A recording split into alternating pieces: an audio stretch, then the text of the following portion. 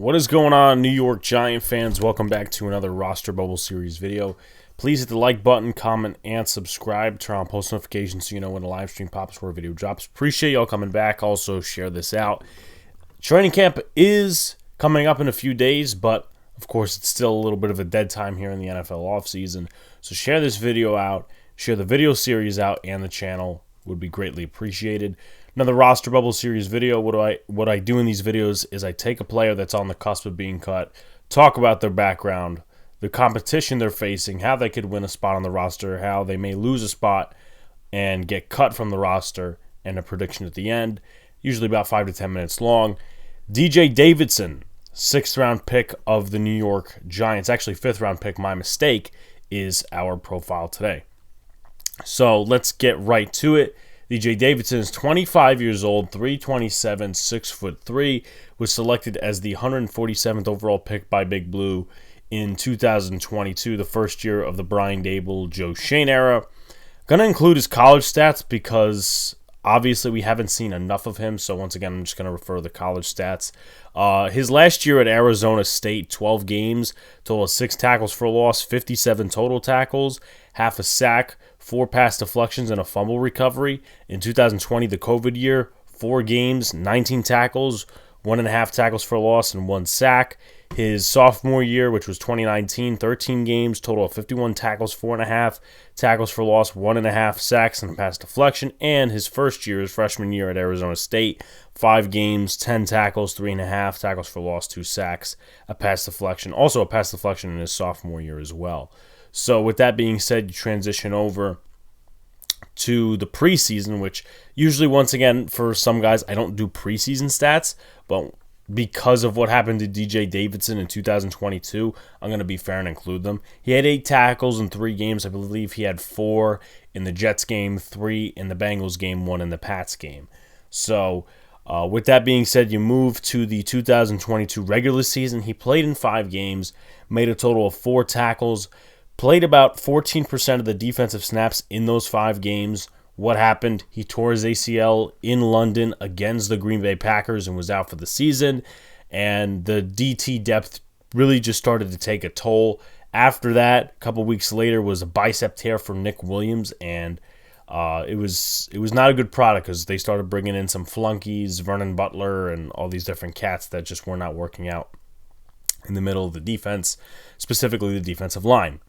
Now, let's take a look at the competition. Who is he competing against? I'm going to list overall defensive line. Some guys may be DTs. Some guys may be interior defensive linemen, more like defensive ends in a 3-4 system.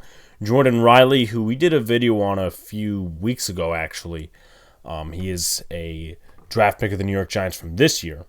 Vernon Butler, who was with Carolina. He was with Buffalo, and now he's back. Well, now he is with the New York Giants. He's not back. I mean, he's still here with the New York Giants. Played in 1 game last year.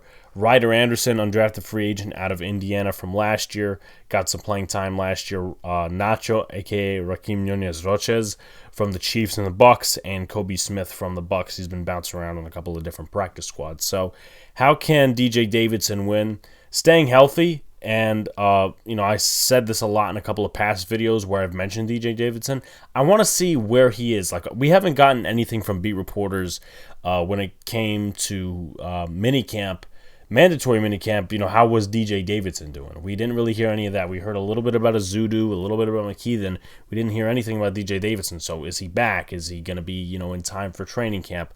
We don't know, but staying healthy is probably the first priority for him, and making more of an impact against the run and as a pass rusher, and doing also the simple stuff of filling your gaps, putting yourself in position so other teammates can make plays along the defensive line, and sometimes, the front 7 with linebackers and whatever, but making more of an impact against the run and as a pass rusher. And the Giants last year, fun fact, I believe did not get a sack with any defensive lineman or front 7. It was all blitzes from corners. So if DJ Davidson could get to the passer a little bit, he might actually stand out. And the Giants right now probably have 4 defensive linemen that are probably going to be on the roster. Nacho, A'Shawn Robinson, Dexter Lawrence, and Leonard Williams. So 1 or 2 more guys may fill the role. Could it be Ryder Anderson? Could it be Vernon Butler? Could it be Jordan Riley? Could it be DJ Davidson? We'll see. But stay healthy, make more impact against the run as a pass rusher. I want to see a couple of tackles for a loss, my opinion. But he did play his best from what I saw in that Jets game, because A, I was there, B, I rewatched it, and he made a couple of impactful tackles. And fill your gaps and just stay gap disciplined and put up a fight against some of the 2s and 3s you'll be facing in the passing game. And once again, he's not this dominant pass rusher, but you would like to, see him make an impact against bums, basically. How can he lose?